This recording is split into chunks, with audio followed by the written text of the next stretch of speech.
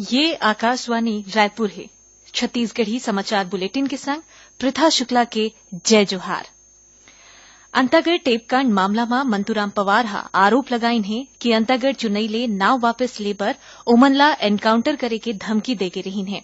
मंतूराम पवार अंतागढ़ चुनई में खड़े 6 प्रत्याशी मन के संग आज रायपुर प्रेस क्लब पहुंचिन और ओमन हा पत्रकार मन ला बताइन कि जम्मो प्रत्याशी मन ला धमकी मिले रहीस, जेकर सेतिर ओमन हा अपन नाव वापस ले रहीन। एमा देवनाथ, भीम सिंह उसेंडी, भोजराज नाग, महादेव उसेंडी, समंदर नेताम और चुरेंद्र कुमार शामिल रहीन।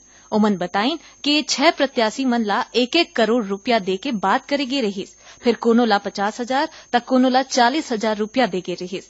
एति जम्मो 6 प्रत्याशी मन हा मजिस्ट्रेट के आगू अपन बयान दर्ज करा दे हैं। मंतूराम पवार हा आरोप लगाइन है कि अंतागढ़ टेपकांड मामला में रमन सिंह के अलावा अजीत जोगी और अमित जोगी के घलो हाथ रहीस। राज्य में होवैया नगरीय निकाय चुनाई बर फोटोयुक्त मतदाता सूची में अब 21 सितंबर तक नाव जुड़वाए जा सकत है। राज्य निर्वाचन आयोग के सचिव जीवेनिया किंडोहा बताइन कि राज्य निर्वाचन आयोग हा फोटोयुक्त मतदाता सूची तैयार करे के कार्यक्रम में संशोधन करेगे है। एकर अनुसार अब 21 सितंबर तक दावा आपत्ति प्राप्त करे जाही, जेकर निराकरण 24 सितंबर तक होना है।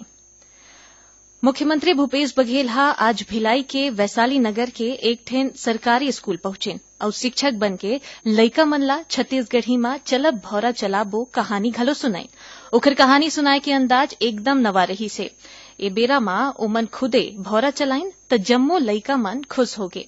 स्कूल शिक्षा विभाग और लैंग्वेज लर्निंग फाउंडेशन डहार ले राखे गे नींव और भाषा पिटारा कार्यक्रम में मुख्यमंत्री हा ए स्कूल पहुंचे रहीन है। ओमन अटल टिंकरिंग लैब के लोकार्पण के संगे संग सोया मिल्क के वितरण घलो शुरू करीन है। छत्तीसगढ़ के कृषि उपज, वनोपज, कोसा समेत आने उत्पाद ला अंतर्राष्ट्रीय और राष्ट्रीय स्तर में प्रोत्साहन देहे पर काली 20 सितंबर ले रायपुर में अंतर्राष्ट्रीय क्रेता विक्रेता मन के सम्मेलन के आयोजन करे जाही।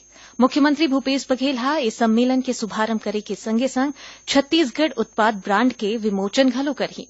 इस सम्मेलन के आयोजन छत्तीसगढ़ राज्य कृषि उपज मंडी डहार ले करे जावत है। सम्मेलन में 19 ठन देश के अंतर्राष्ट्रीय स्तर के करीबन 62 क्रेता और देश के आने प्रदेश ले करीबन 60 क्रेता मन के संगे संग राज्य ले करीबन 120 विक्रेता मन के भाग लेहे के संभावना है। उन्हें 22 सितंबर के लोगन मन बर एक ठन प्रदर्शनी घलो लगाए जाही। बीजापुर जिला में पाछू संझा सुरक्षा बल मन हा एक झन माओवादी ला गिरफ्तार करे है। एकर ऊपर 1 लाख रुपया के इनाम घोषित रहिस। उन्हें एकर तीर ले एक ठन राइफल घलो बरामद करे गे है। जानबा के मुताबिक मोदकपाल थाना क्षेत्र में केंद्रीय रिजर्व पुलिस बल सीआरपीएफ के जवान मन सर्चिंग में निकले रहीन। यही बेरा भोगला गांव में संदिग्ध मनखे ला जवान मन हा घेराबंदी करके पकड़ लेन। पूछताछ में पता चलिस कि ये मनखे हा जन मिलिशिया संगठन के कमांडर हरय। ए माओवादी ऊपर आगजनी, हत्या और पुलिस पार्टी ऊपर हमला करे जैसन कई ठन मामला दर्ज घलो हावय। वर्ल्ड बैंक छत्तीसगढ़ के सुराजी गांव योजना, नरवा, गरवा, घुरवा और बाड़ी विकास योजना पर मदद दी। रायपुर दौरा में आए वर्ल्ड बैंक के कंट्री हेड जुनैद कमाल अहमद हा आज रायपुर में मुख्यमंत्री भूपेश बघेल ले ओखर निवास कार्यालय में भेंट करी। श्री अहमद हा मुख्यमंत्री और कृषि मंत्री रविन्द्र चौबे के संग छत्तीसगढ़ में कृषि के दृष्टि ले कम विकसित क्षेत्र में नवा तकनीक के उपयोग ला बढ़ावा देबर और कृषि उत्पादन में वृद्धि के उपाय ले जुड़े आने विषय में गोटबात करीन। उन्हें श्री जुनैद हा खेती किसानी के प्रगति पर शुरू करेगे ए योजना के तारीफ करत हुए बैंक के माध्यम ले हर संभव मदद दे के भरोसा घलो दिलाइन है।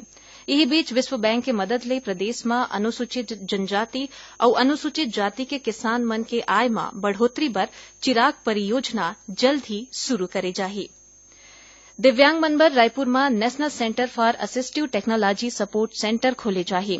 केंद्रीय सामाजिक न्याय और अधिकारिता मंत्री थावरचंद गहलोत हा एखर बर सहमति घलो दे दे है। छत्तीसगढ़ के महिला बाल विकास मंत्री अनिला भेड़िया हा आज नई दिल्ली में आयोजित केंद्रीय दिव्यांगता सलाहकार बोर्ड के बैठका में एक केंद्र ला खोले जाए के मांग घलो राखिन है। एकरे संग छत्तीसगढ़ी समाचार बुलेटिन इहे सिरावत है। जय जोहार।